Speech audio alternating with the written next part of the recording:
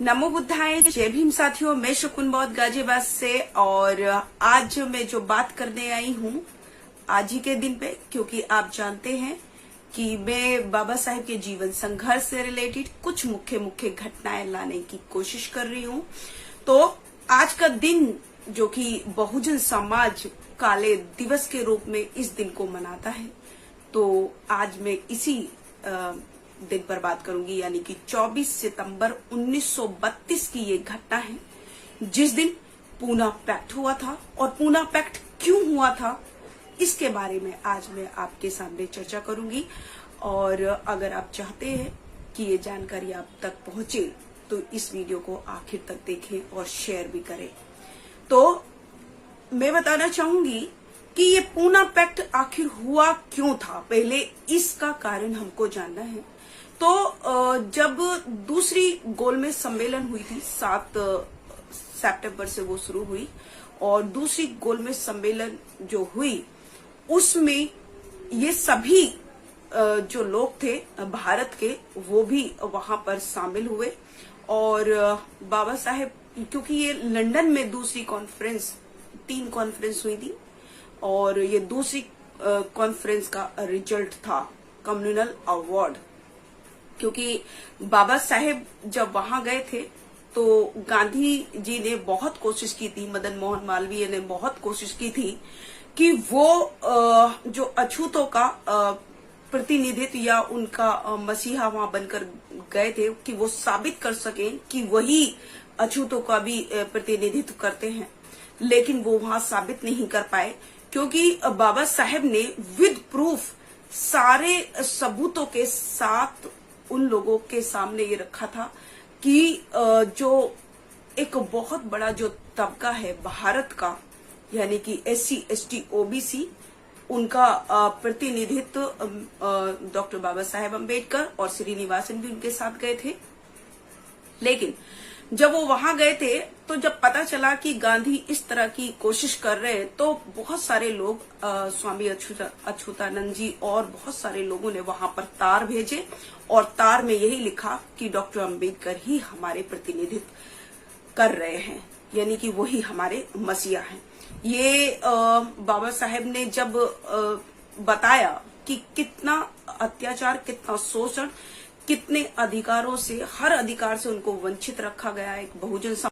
तो जब शाम हुई और शाम होने के बाद जब बाबा साहब ने सारे प्रूफ के साथ उनको साबित कर दिया था कि बहुजन समाज के साथ कितना अत्याचार, कितना शोषण उनका हो रहा है, तो जॉर्ज पंचम ने बाबा साहिब से कहा, जो वहां का राजा था, और रैमसे मैकडोनल्ड उस सभा का, गोलमेज सम्मेलन की अध्यक्षता कर रहे थे।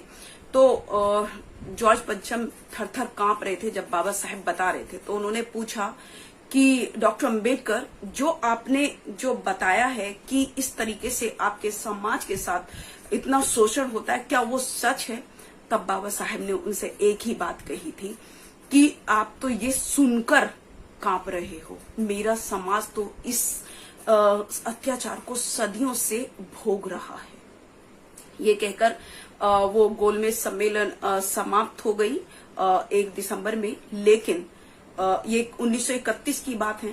पर बाबा साहेब और गांधी, क्योंकि दोनों ने ही अपनी अपनी बातें रखी थी, तो उस वक्त कोई रिजल्ट नहीं निकला और इन दोनों को वापस आना पड़ा, यानी कि दूसरे गोलमेज सम्मेलन से कोई रिजल्ट नहीं मिला। लेकिन जब बाबा साहेब लौट आए और गांधी जी भी लौट आए, तो जॉर्ज पंचम और रैमसे मैकडोनल्ड ने सोचा कि इन लोगों को, यानी कि अछूतों को पृथक निर्वाचन जो क्षेत्र है या उनका जो अधिकार है उनको देने ही चाहिए। और उन्होंने ये फैसला किया और फैसला करके उन्होंने वो अधिकार 16 अगस्त 1932 को हमको दे दिए, एक कम्युनल अवार्ड के रूप में। जब वो कम्युनल अवार्ड मिला तो उसको सुनते ही, उसको देखते ही मनुवादियों के पैरों के नीचे से जमीन निकल गई कि इनको तो पृथक निर्वाचन क्षेत्र मिल गया और तरह तरह के उन्होंने लेटर भेजे, तरह तरह की बातें की, लेकिन उन्होंने कहा कि नहीं, ये जो अधिकार हैं, क्योंकि उसके साथ साथ ये भी अधिकार मिले थे कि अब शिक्षा में भी उनको अधिकार मिलेगा, और अगर किसी ने उसका विरोध किया, शिक्षा अगर लेंगे और मनुवादियों ने या किसी ने भी उनका विरोध किया तो उनको दंड की प्रावधान भी था, और सारे अधिकार यानी कि दे दिए। डबल वोट का अधिकार हमको दे दिया, पृथक निर्वाचन क्षेत्र हमको दे दिया था। तो मनुवादियों से ये सहन नहीं हुआ, और खासकर गांधी जी ने कहा कि अगर इन अछूतों को ये अधिकार मिलता है तो उससे अच्छा मैं मरना पसंद करूंगा, और उन्होंने आमरण अनशन शुरू कर दिया यरवदा जेल में ही। और जब यरवदा जेल में उन्होंने ये मरणो अनशन शुरू कर दिया तो तरह तरह के दबाव बाबा साहेब पर बनने लगे, लेकिन बाबा साहेब किसी के सामने झुके नहीं।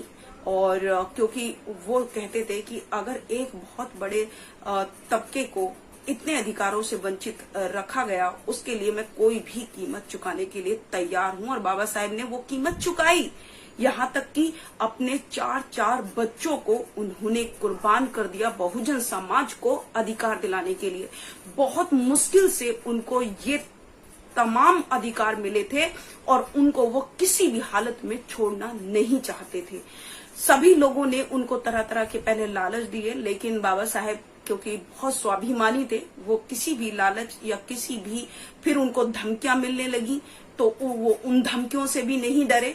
फिर कस्तूरबा गांधी, जो गांधी जी की पत्नी थी, वो आई, उनके साथ बहुत सारे लोग आए और बाबा साहेब से रिक्वेस्ट करने लगे, यहाँ तक कि कस्तूरबा गांधी रो रो के झोली फैलाकर बाबा साहेब के सामने गिड़गिड़ाने लगी कि मेरे पति की जान बचा लो, क्योंकि बाबा साहेब उन अधिकारों को छोड़ना नहीं चाहते थे किसी भी कीमत पर। तो बाबा साहेब ने कहा कि यदि एक इंसान के बदले इतने तमाम जो लोग हैं, जो तमाम जो अछूत हैं, अगर उनको अधिकार मिलते हैं तो मैं किसी भी चीज के लिए समझौता इस तरीके का नहीं करूंगा, क्योंकि उनको किसी एक के लिए ये समझौता नहीं कर सकता, किसी एक के प्राण बचाने के लिए, क्योंकि इतने सारे लोगों को उनको जिंदा मुर्दा बनाकर रखा हुआ है, तो उनको भी जीने का अधिकार है, उनको भी वो अधिकार मिलने चाहिए। इसलिए बाबा साहेब ने कोई समझौता नहीं किया। फिर मनुवादियों ने दूसरा रास्ता अपनाया और उन्होंने अछूतों के घर जलाने शुरू किए, उन पर अत्याचार करने शुरू किए। तो बाबा साहेब बहुत आहत हुए, बहुत उन्होंने अपनी आंखों में आंसू लिए हुए उन्होंने ये फैसला किया कि अगर मेरा समाज, जिसके लिए मैं ये समझौता नहीं कर रहा, जिसके लिए मैं लड़ रहा हूं, अगर वो इन अधिकारों को भोगने के लिए रहेगा ही नहीं तो फिर इन अधिकारों का क्या फायदा। इसलिए बाबा साहेब ने ये समझौता करने के लिए राजी हो गए और वो यरवदा जेल में गांधी जी के पास पहुंचे। गांधी जी के पास पहुंचे, वहां पंडित मदन मोहन मालवीय भी थे और श्री राजगोपालाचार्य भी थे और भी बहुत सारे लोग थे। तो बाबा साहेब समझौते के लिए राजी हो गए, लेकिन उन्होंने समझौता किया कि यदि आप मेरे इस पृथक निर्वाचन जो वो है अधिकार, पृथक निर्वाचन अधिकार ये था कि एक वोट से हम इन सर्वणों को चुनकर संसद में भेजेंगे और एक वोट के अधिकार से हम अपने प्रतिनिधित्व को चुनेंगे, यानी कि हमारा प्रतिनिधित्व खुद का प्रतिनिधित्व होगा और 78 सीट हमारे ही लोग चुनकर भेजेंगे संसद में। तो वो उसमें इन मनुवादियों का कोई रोल नहीं था, क्योंकि उसमें हम ही वोट करेंगे और हम ही अपने प्रतिनिधित्व को चुनेंगे। तो हम ऐसा जो हमारा जो पृथक निर्वाचन जो वो था अधिकार, उसको इन लोगों ने छीन लिया, यानी कि उसको छीन लिया, जिससे हमारे लोग इन लोगों का कहना नहीं मानते या इन लोगों के चंगुल में नहीं फंसते वो अधिकार। क्योंकि अगर वो अधिकार हमारे पास होता तो आज बहुजनों का राज होता, आज हमको किसी के सामने हाथ फैलाने की जरूरत नहीं पड़ती। लेकिन बाबा साहेब ने आंखों में आंसू लिए हुए ये समझौता किया इस बात पे कि जो 78 सीट हैं उनको बढ़वाकर उनको 148 सीटें करवाई, और उसके बदले में गांधी ने प्रॉमिस किया कि वो नौकरियों में आरक्षण देगा हमारे समाज को, वो शिक्षा में आरक्षण देगा, बच्चों के लिए पढ़ने के लिए स्कॉलरशिप मिलेगी और सभी सरकारी डिपार्टमेंट में सबको जो उनकी सीटें रिजर्व होंगी और उनको आरक्षण मिलेगा। ये इस पृथक निर्वाचन क्षेत्र जो अधिकार था उसको छीनने के बदले में इन लोगों ने ये आरक्षण हम लोगों को दिया। लेकिन ये जो आरक्षण जो दिया था वो जो और सारे सरकारी डिपार्टमेंट में थे, जो शिक्षा में अधिकार था, वो हमेशा के लिए था, जब तक जाति व्यवस्था रहेगी तब तक था। लेकिन राजनीति में जो 10 साल के लिए बस दिया था, क्योंकि बाबा साहब ने कहा था कि अगर ये राजनीति में जो लोग हैं ये अगर सही काम ना करे तो इनका जो रिजर्वेशन है उसको रिन्यू नहीं करना। लेकिन विडंबना देखिए कि उन्हीं लोगों का रिजर्वेशन रिन्यू हो जाता है, बाकी सारा जो रिजर्वेशन है उसको ये छीनने पे लगे हुए हैं। जब बाबा साहब ने उस समझौते पर साइन किए और आंखों में आंसू लिए तो इन तीनों लोगों ने बाबा साहब से हाथ मिलाया, गांधी ने और राजगोपालाचार्य ने और मदन मोहन मालवीय ने।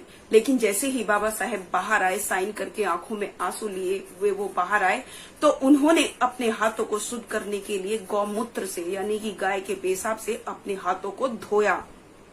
बाबा साहेब बाहर आए। बाहर आने के बाद बाबा साहेब बहुत आहत थे। ये जो दिन है ये काला दिवस के रूप में है, क्योंकि हमने आरक्षण हमसे लिया नहीं था। इन लोगों ने हमारे अधिकार को, इतना बड़ा जो अधिकार था हमारे पास, उसको इन लोगों ने छीन लिया था। उसके बदले में इन लोगों ने हमको ये शिक्षा में और नौकरियों में आरक्षण दिया था। लेकिन आज देख लीजिए कि आज हर सरकारी डिपार्टमेंट का ये निजीकरण कर रहे हैं, हर सरकारी स्कूल को प्राइवेट कर रहे हैं, ताकि बहुजन समाज जो अभी भी गरीब है, जिनके पास पढ़ाने के लिए पैसे नहीं है, उन बच्चों का अधिकार छीन ले और रिजर्वेशन छीन ले। इसीलिए इसका निजीकरण किया जा रहा है। संविधान के मतलब अंदर से संविधान को खोखला किया जा रहा है। संविधान के सारे आर्टिकलों का उल्लंघन किया जा रहा है। संविधान का उल्लंघन हो रहा है। इस देश में मनुवादी वही चाहते हैं जो मनु के विधान में था, इसीलिए ये मनुस्मृति को लागू करना चाहते हैं। लेकिन हम बहुजन समाज जो कि अब जाग गया है, अब वो पहले वाला बहुजन समाज नहीं रहा। अब वो अपने अधिकारों को जान रहा है, तो अपने अधिकारों को इतनी आसानी से छीनने नहीं देगा। बाबा साहेब ने एक बात कही थी कि अगर आप मेरे कार्य को आगे तक ना ले जा पाओ तो मेरे कार्य को पीछे मत जाने देना।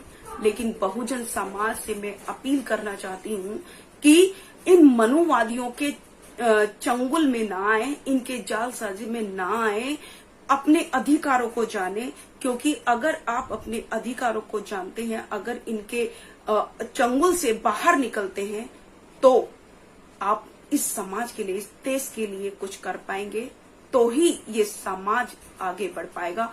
यदि संविधान पूरी तरीके से लागू होता है तो आज भी इस भारत देश को सोने की चिड़िया बनने में देर नहीं लगेगी।